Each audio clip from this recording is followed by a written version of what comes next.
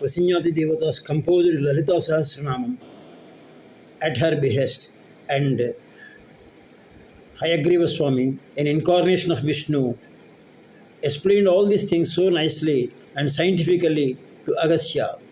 We are in 124 line slokam Adisakti Ameyatma Parama Pavanakrutihi Aneka Koti Brahmanda Janani Divya Vigraha.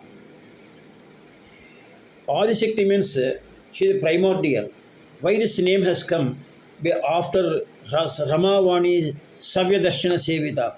That means she is much older and existing even before Rama and Vani. To indicate that this name has come, Adisakti. She is even before Adi, before Lakshmi and Saraswati. She is responsible for them also. That way the meaning comes out. She is primordial. Adisakti means all other Panchabhutas, all those things, the entire Srishti, before it is formed, that Shakti is there.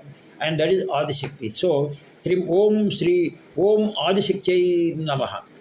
Then comes one simple explanation was given by Shanmukha Sharma. A cotton is there, a cotton, and from there so many up and down layers are made, and a sari is woven. And like that, this cotton is the Divine Mother. The spread of this particular sari is Viswam. The Viswam, can you say a particular part is not her, entire thing is her only. So she got expanded into the universe from this particular cotton. So this is Adisakti. Then we come to Ameyatma. Ameya means it cannot be measured. For every item, there is a measurement. For example, if you take a camphor or you take a biscuit pocket, it is of this size only. There is a time, and there is a time means column. How long it will be there? Maybe 1 year, 6 months. After that it expires. Expiry date is there for this particular one. And then space. This is occupying this space. Space, the entire thing, for everything there is a space and time. As far as this particular thing is concerned, this is only the space. I am in this room, it has got some space. And this space is for this particular Vastu. So, there are three items, Vastu, time and space. According to one principle, Vishnu is nothing but space, Shiva is nothing but kala. Kaludu, we call it. He is responsible for that. Now comes, for Divine Mother, there is no time bound or space bound. Can you measure her timing and space or energies? Nothing. So she is Ameyatma. Another meaning is also provided. It is like Anandam. She has got bliss, which is, you and I may have a little bliss, but that is the Anandam, Brahmanandam, which is Divine Mother is personified, cannot be measured. She is always in Brahmanandam. And she takes physical shape and Nirgunam also. There is no shape, and shape also. Both are created by her, but she is above these things also. So Ameyatma. The moment she is available in some form Vigraha, you say this is her shape. You cannot say that.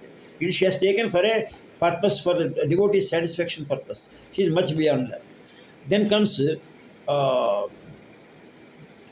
comes Paramayai Atmayai Namaha. Om Atmayai means Atma, all of you know, the me concept.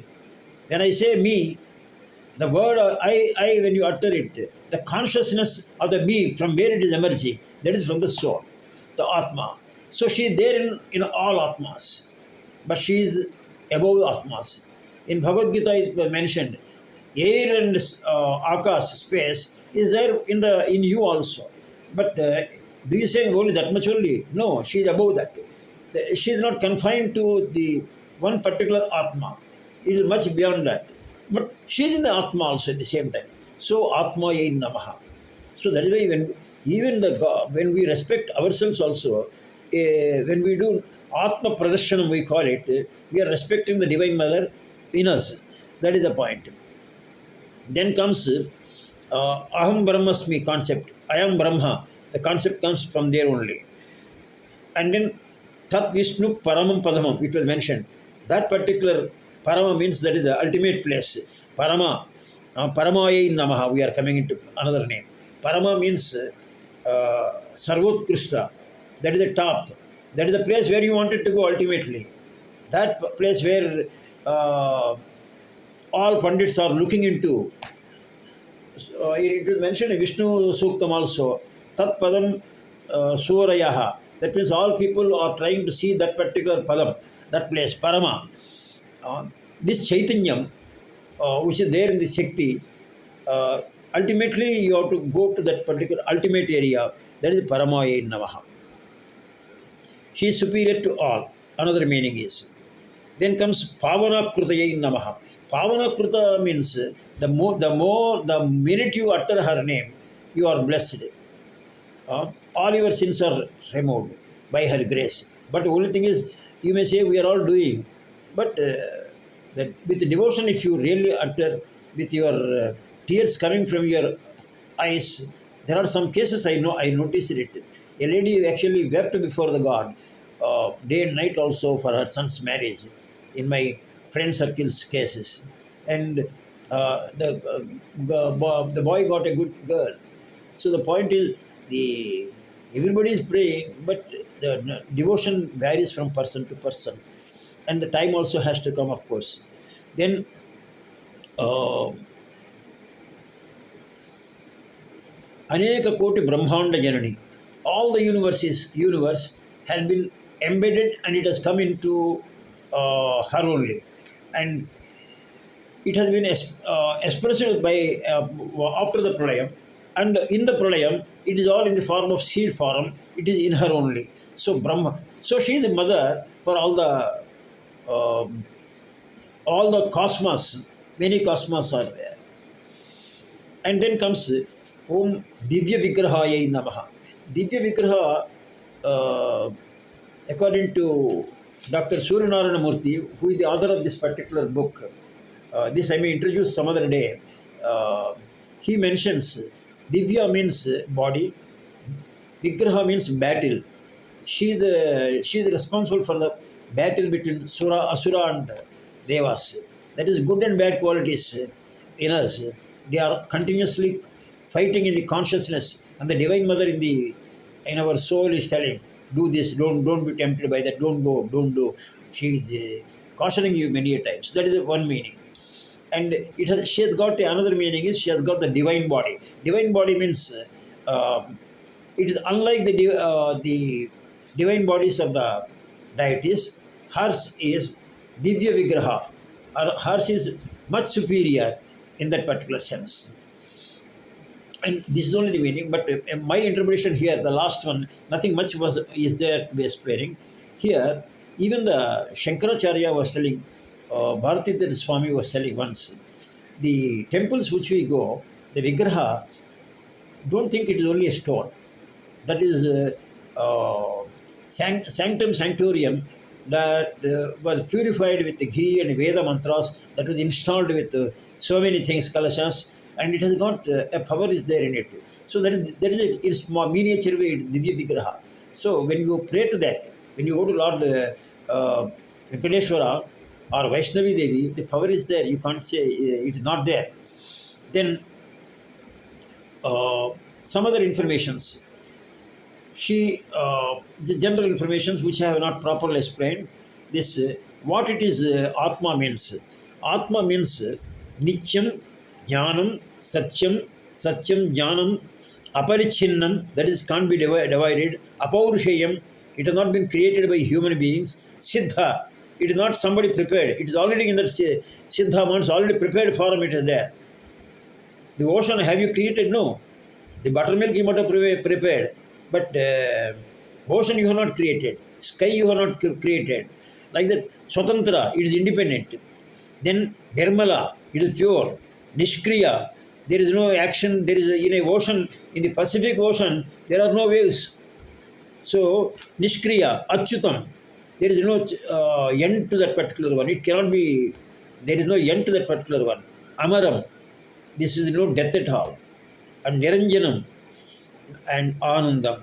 These are the Ameya. These are the attributes to explain Atma's features. That is what the Bhagavan Krishna says in Bhagavad Gita.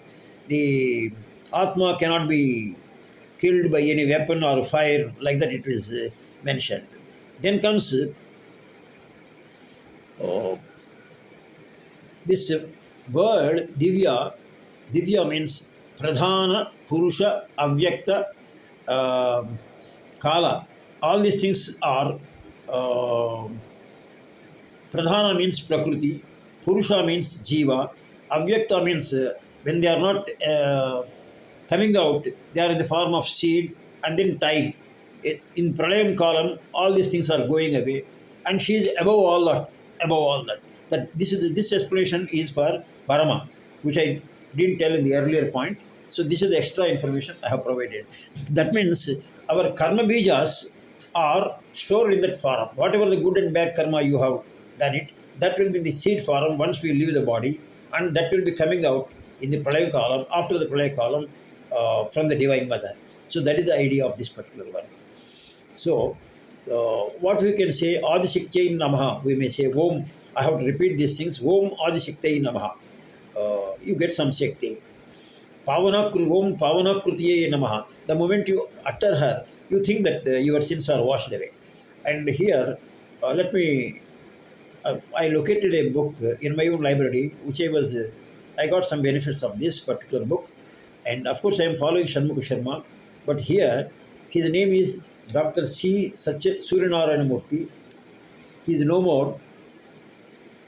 He was born in 1838 in Vijayawada. He was a doctor by profession, and he studied all foreigners only to know what is their view of the religion, and he wanted to say how these things are applicable to the modern world, and he got Lalitasahasranamas Disha, and he produced articles. He passed away in 1985 at the age of 87.